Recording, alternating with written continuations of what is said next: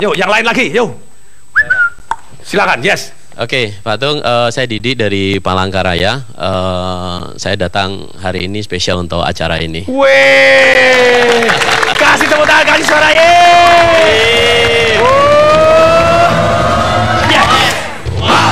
Silakan Pak Didi. Ya, Pak Tung, saya hari ini tanya karena kebetulan saya di bidang asuransi, Pak Tung. Ya.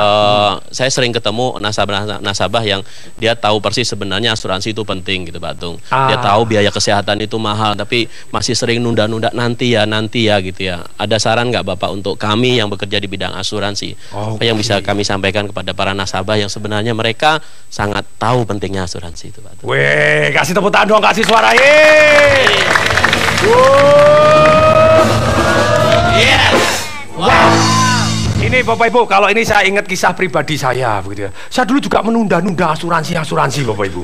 Ternyata begini Bapak Ibu, orang menunda karena dia untungnya buat saya tidak jelas. Betul? Oh, saya untungnya apa? Saya kan keluarnya, aduh, asuransi saya keluar terus nih. Keluar sakit, tapi untungnya apa? Nanti kalau mati kan tidak enak, betul kan? Nanti mati Bapak untung loh, untuk apa itu ya?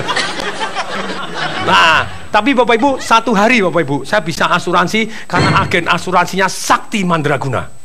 Weh, pada waktu itu saya tunda, dia datang orangnya ulet sekali Pak.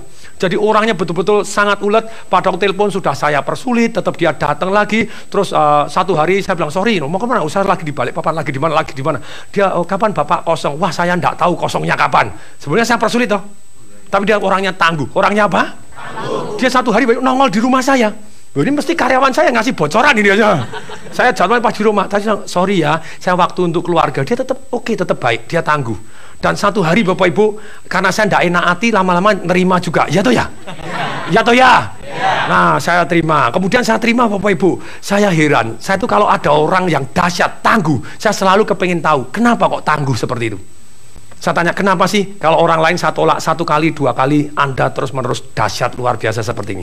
Dia ngomong, dia langsung cerita.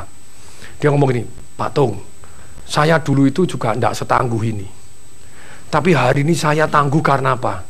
Satu hari pada waktu saya mau nawarkan asuransi, juga hampir close, saya merasa bahwa orang ini penting, bahwa dia harus punya asuransi. Tapi ternyata orang ini sibuk, jadi tidak bisa ketemu, dan menghindar, dan pada waktu sudah hampir ya, tapi dia sibuk lagi.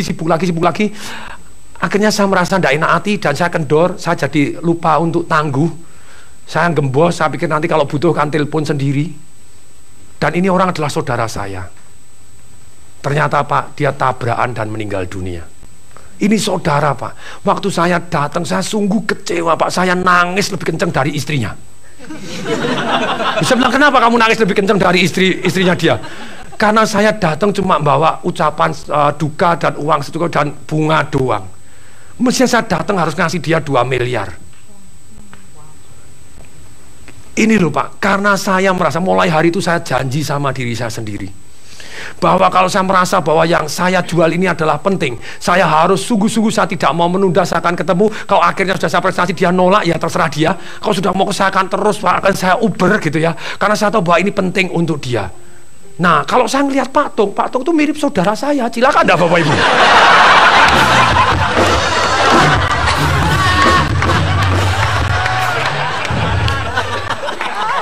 Dapat ilmu ya, senang ya. Tapi ternyata begini loh Bapak Ibu, orang menunda karena tidak jelas, untungnya tidak tahu ruginya, ya atau ya? Ketika Anda tahu ruginya, aduh kalau aku nunda-nunda, something happen, mestinya anak istri saya bisa menerima banyak, ternyata enggak, itu sangat painful, betul loh Ibu? Nah, kalau Bapak Ibu sebetulnya sekali lagi, penundaan datang, manusia otak hanya cari nikmat menghindari sengsara. Kalau tidak jelas nikmatnya, actionnya. Tapi sayangnya Bapak Ibu, 80% motivasi datang karena menghindari sengsara. Oh, nanti kalau Anda gini dapat sekian, Anda tidak peduli. Tapi kalau mendadak Anda meninggal, keluarga Anda tidak dapat apa-apa, cuma dapat karangan bunga. Lah itu Bapak Ibu. Langsung saya, ya, sini, mana dia, ya, katakan. Jos? Dahsyat? Oke, tolong berdiri semua. Yes! Hidup hanya sekali. Hiduplah dengan 1, 2, 3, go.